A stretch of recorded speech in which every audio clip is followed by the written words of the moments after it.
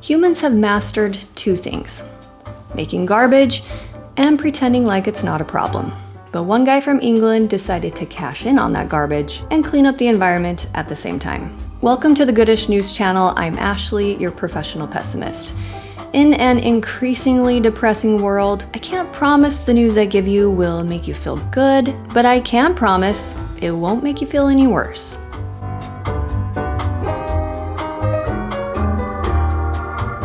Every year, huge piles of plastic fishing nets end up as waste. Some go to landfills, some are burned, and too many end up back in the ocean. Ian Falconer, an environmental geologist, decided that needed to change. Falconer kept seeing piles of old fishing nets dumped around Newland Harbor in Cornwall, England. Most people saw trash. He saw a really messy opportunity. His idea was fairly simple: shred and clean old nets, melt them down, and turn the plastic into filament for 3D printing. Speaking of 3D printing, check out this cool pop filter my husband printed for me. Peter Piper picked a peck of pickled peppers. Huh? Pretty impressive, right? In 2016, Falconer convinced the harbor master to give him a few old nets. 1 year later, he launched his company called OrCA, originally known as Fishy Filaments.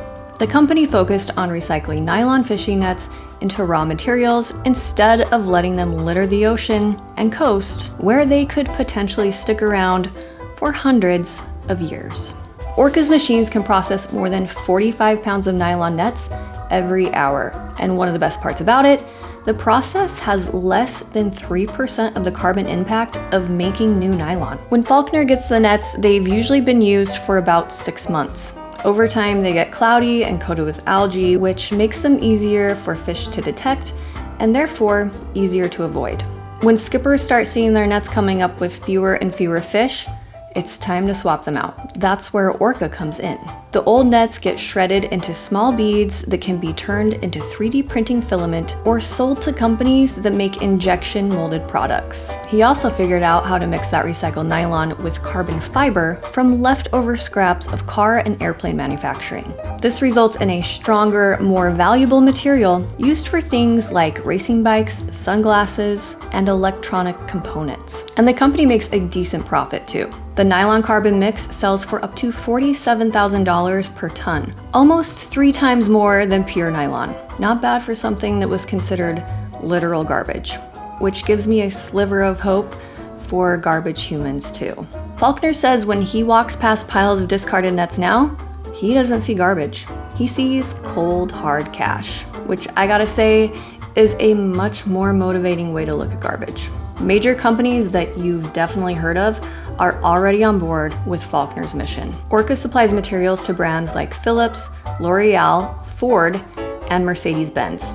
By using Falconer's recycled plastic, these companies shrink their carbon footprint and hit sustainability targets, or at least make it look like they're trying. The European Union will require car makers to use at least 20% recycled plastic by 2035. Falconer's material is making that a whole lot easier. He's now thinking beyond Cornwall because, big surprise, but this is a global issue. Falconer wants to help ports around the world recycle their own nets. He's developed a recycling setup he calls a microfactory that fits inside a shipping container and can be operated almost anywhere.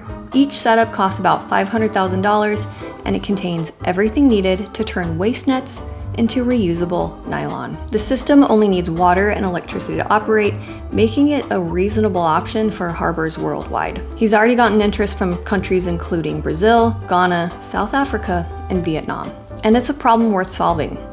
It's estimated that up to 1 million tons of fishing gear are discarded every year, and nylon fishing nets make up a good chunk of that. About 150,000 tons of nylon fishing net are produced annually, and that number is only going up. But there's not enough recycling capacity to handle it. Less than 150 tons of nylon can be recycled globally each year, and almost all of that comes from textiles like carpet, not fishing nets. Abandoned or lost fishing nets, known as ghost nets, are a serious threat to ocean life. They drift for years, trapping things like fish, turtles, birds, seals, and dolphins, and pretty much anything unlucky enough to get caught. The animals can't escape, and most eventually suffocate or starve. Ghost nets also damage coral reefs by scraping and smothering living corals. And to top it all off, over time, these nets break down into microplastics that spread through the food chain and eventually end up in our brains. Mr. Simpson, I'm afraid you have a crayon lodged in your brain. There's a crayon in my brain? It's a mess.